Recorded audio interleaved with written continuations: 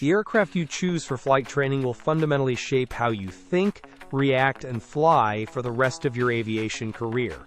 But here's what most flight schools won't tell you about the critical differences between learning in a Cessna 172 versus a Cirrus. Welcome back to Elite Aerolife. I'm here to provide you with the technical insights that matter when making one of the most important decisions in your aviation journey. Today, we're conducting a comprehensive analysis of training differences between the legendary Cessna 172 and modern Cirrus aircraft.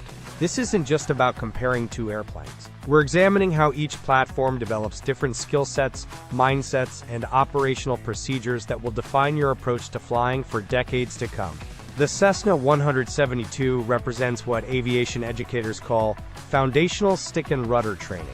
This aircraft forces you to develop core piloting skills through direct mechanical feedback and analog instrumentation. When you're learning in a 172, every control input has immediate tactile consequences. The manual trim system teaches you the relationship between power, attitude, and configuration. You feel the aircraft through the controls, developing what test pilots call seat-of-the-pants flying skills. But here's where it gets interesting. Cirrus training takes a fundamentally different approach, emphasizing what the company calls integrated flight training. From day one, students learn to operate as aircraft systems managers rather than just pilots. The Cirrus integrated flight deck isn't just advanced avionics, it's a complete paradigm shift in how information is processed and decisions are made during flight operations. Let me show you something most people don't understand about these training differences. In a Cessna 172, your scan pattern focuses on 6 primary flight instruments arranged in the traditional T configuration. This scanning technique, developed in the 1940s, builds methodical habits and forces pilots to synthesize information from multiple analog sources. It's demanding, but it creates pilots who can fly anything with traditional instrumentation. Cirrus training, however, develops what we call integrated information processing. The primary flight display presents attitude, airspeed, altitude, and navigation information in a single synthetic view. Here's the critical difference. Cirrus-trained pilots become exceptionally proficient at managing complex information systems, but they may struggle with basic aircraft control when those systems fail, or when transitioning to traditional aircraft. This is where the training differences become absolutely critical. Cessna 172 emergency training follows the traditional aviate, navigate, communicate hierarchy. Engine failure training in a 172 focuses on immediate aircraft control, establishing best glide speed, selecting a landing site, and executing a forced landing. Every emergency is solved through pilot skill and decision-making, but Cirrus fundamentally changes this equation with the Cirrus Airframe Parachute System, or CAPS. Students learn that certain emergency situations have a technological solution that supersedes traditional emergency procedures. This creates what aviation psychologists call solution-oriented thinking versus skill-oriented thinking. Neither approach is inherently superior, but they produce pilots with very different emergency response patterns. Now let's examine something that directly impacts your instrument rating training. The Cessna 172's traditional instruments teach you to build mental pictures of aircraft attitude and performance through individual gauge interpretation.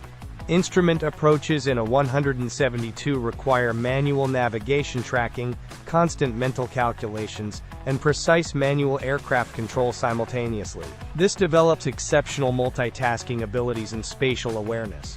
Cirrus instrument training leverages the integrated flight management system, GPS navigation, and synthetic vision technology.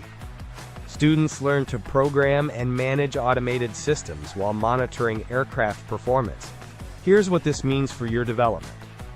Cirrus-trained pilots often achieve instrument proficiency faster initially, but they may struggle with non-precision approaches and system failures that require manual navigation skills.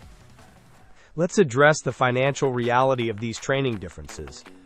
Cessna 172 training typically costs between $150 to $180 per hour, including instruction, while Cirrus training ranges from $350 to $450 per hour.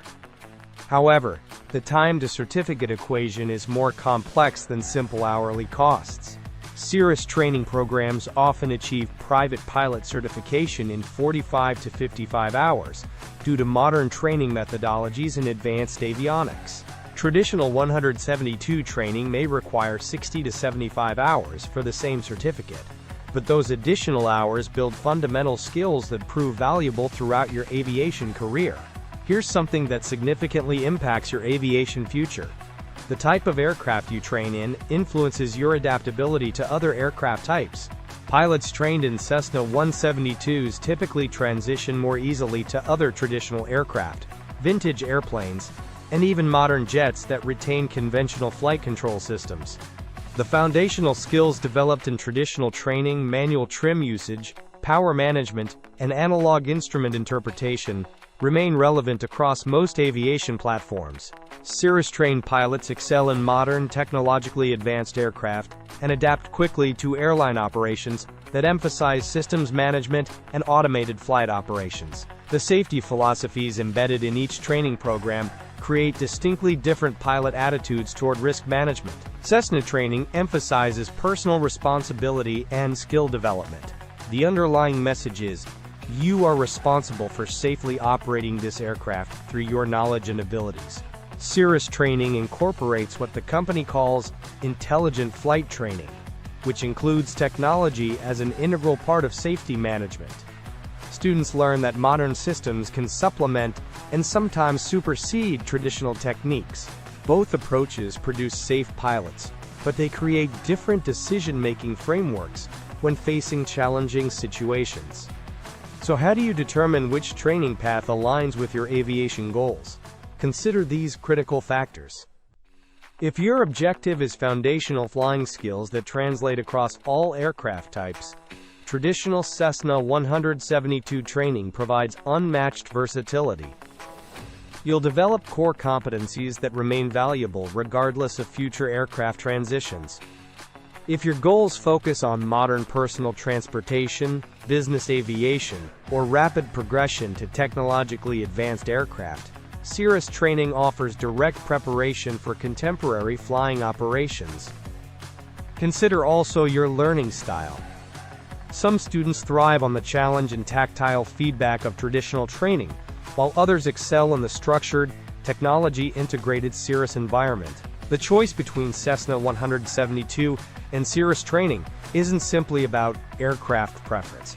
It's about choosing the foundational philosophy that will shape your entire aviation career. Traditional training builds pilots who can adapt to any aircraft through fundamental skills. Modern training creates aviators who excel in contemporary aviation environments through systems mastery. Both paths lead to safe, competent pilots, but they develop different strengths and approaches to aviation challenges. The key is understanding which philosophy aligns with your goals, learning style, and aviation aspirations. What questions do you have about flight training approaches? Share your thoughts in the comments below, and subscribe for more in-depth aviation analysis that helps you make informed decisions about your flying career.